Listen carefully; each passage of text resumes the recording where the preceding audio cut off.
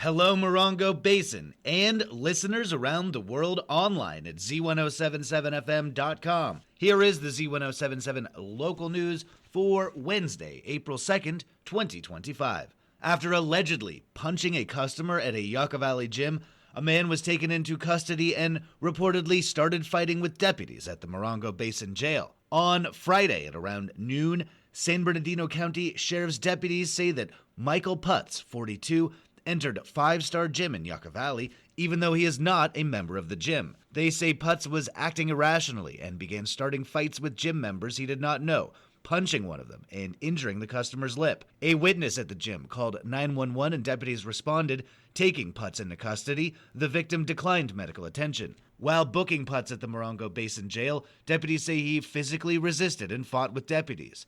Michael Putz was arrested on suspicion of battery with serious bodily injury and resisting an executive officer and is being held at the West Valley Detention Center on $40,000 bail.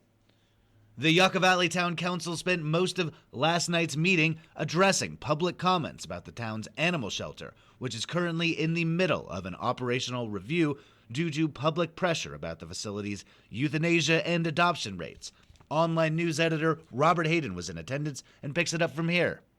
Town Manager Curtis Yakima and Deputy Town Manager Shane Stuckel led the presentation, which began with a brief history of the shelter and a photo tour of the facility. Town staff says that recent public comments and input focus on reducing the euthanasia rates and increasing live release and returns. The Yucca Valley Animal Shelter is classified as an open admission shelter, which means it accepts any animal that's brought in. From 2013 to 2024, the shelter on average accepted just over 1,000 dogs a year. The euthanasia rates for the shelter has hovered around the mid-20% since 2016, with a noticeable jump from 26.2% in 2021 to 43% in 2022, and peaking at nearly 54% in 2024, which drew audible gasps from the packed audience in attendance. Huge jump. That means that approximately 513 of the 969 dogs admitted to the shelter in 2024 were euthanized. Alongside euthanasia rates, adoption rates showed a 13% decrease from 2018 to 2024, along with a similar drop in return to owner rates. That's the number that goes up whenever a dog or cat that has been brought into the shelter has been returned to their owners. Stuckel also shared employment data for the shelter, which operates 7 days a week with 6 full-time employees and 2 part-timers. Inefficiencies at the shelter were also addressed in the first update, including the fact that 100% of intake forms and pet paperwork is done by hand and on paper. Stuckel says that an evaluation of the staffing structure and resources will be necessary to continue to implement changes to the shelter, and town staff has already stepped up with animal rescue group outreach, as well as beginning the bureaucratic process of creating a volunteer and foster program. One of the changes that received the biggest reaction during the presentation had to do with how animals were being euthanized. We've heard the comments about sedation prior to euthanasia. The direction was given this past Friday that all animals receive sedation prior to the euthanasia process.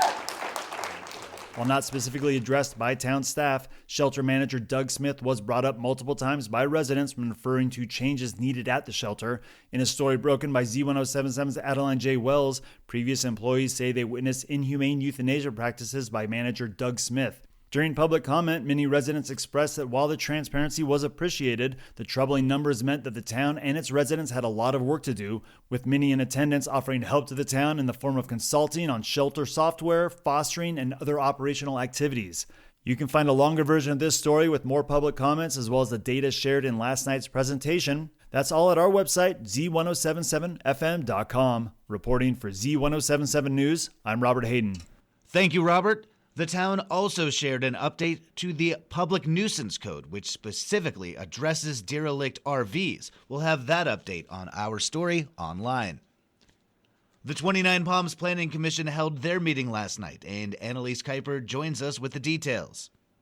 The first item was the selection of the Planning Commission Chair and Vice Chair. Commissioner Krushat nominated Jessica Cure as Chair and Alex Garcia as Vice Chair. This was approved unanimously.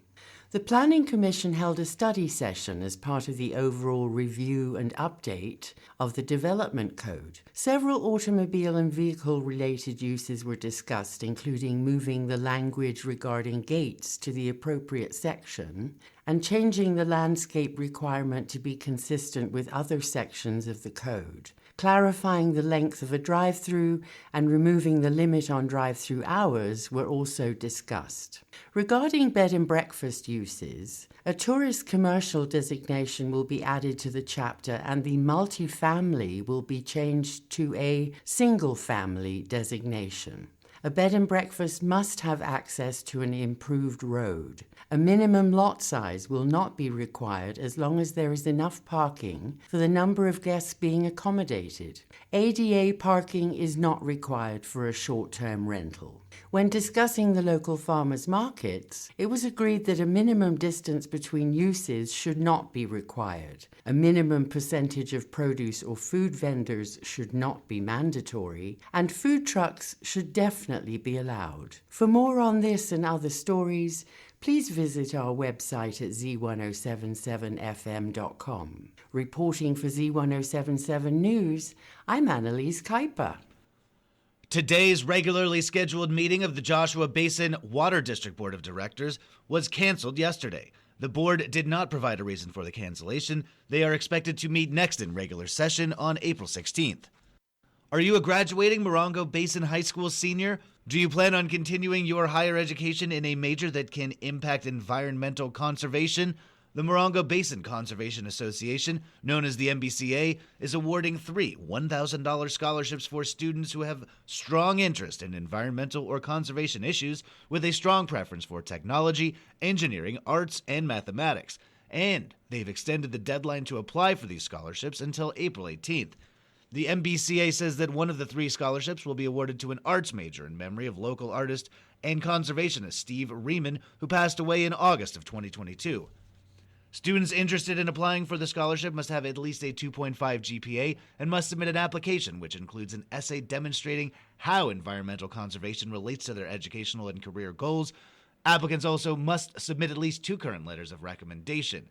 The application must be completed and submitted by April 18th.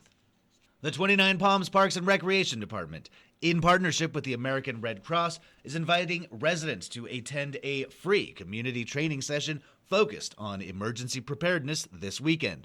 On Saturday, the city will host a 1-hour session showcasing skills and strategies to prepare for earthquakes, floods, fires, and more. Professionals from the Red Cross will be on hand to provide life-saving tips, and everyone in attendance will be entered into a drawing to win a survival backpack. The event is at 10 a.m. on Saturday at the 29 Palms Community Center at Freedom Plaza. Pre-registration is required. You can do so at 760-367-7562 or at a link in this story at Z107.7fm.com. And finally, Theater 29's award-winning Summer Youth Theater program is back and is open for applications. Arts and entertainment reporter Charlie Thomas shines a spotlight on this highly prized youth program.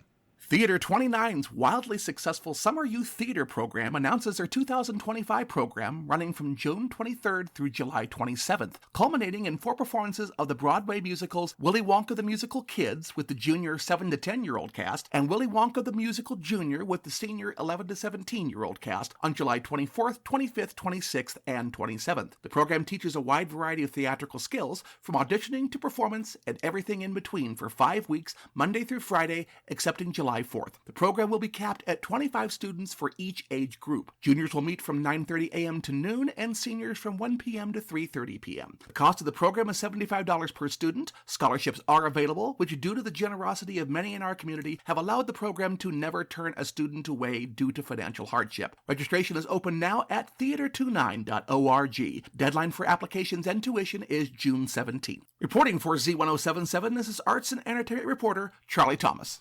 That's our local news. Hear local news 7 times a day, 7 days a week at 7, 8, 9, noon, 4, 5, and 6.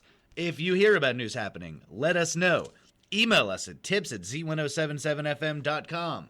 Reporting for the Morongo Basin News Leader, the award-winning Z107.7 Local News, I'm News Director Jeff Harmatz.